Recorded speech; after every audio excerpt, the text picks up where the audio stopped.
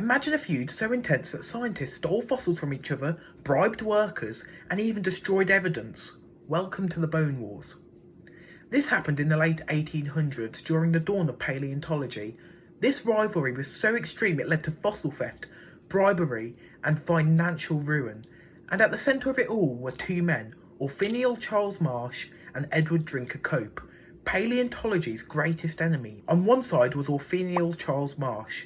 Born in 1831 in New York, he studied at Yale, where he later became a professor of paleontology. He is famous for discovering the Triceratops, Stegosaurus and Diplodocus. On the other side we have Edward Drinker Cope. Born in 1840 in Pennsylvania, he came from a wealthy Quaker family, but unlike Marsh, he would never earned a formal degree, and despite that, he named over 1,000 prehistoric species and is credited with discovering the Dimertodon.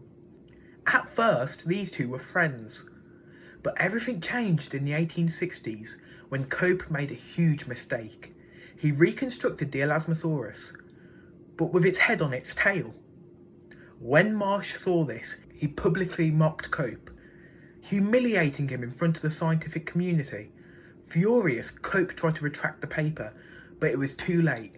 From that moment, it was war. Their rivalry became ruthless.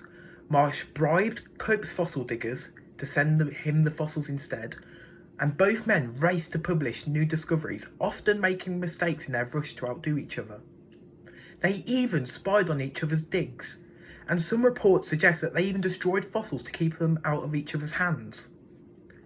Their conflict became a public spectacle, with both men accusing each other of fraud in the newspapers.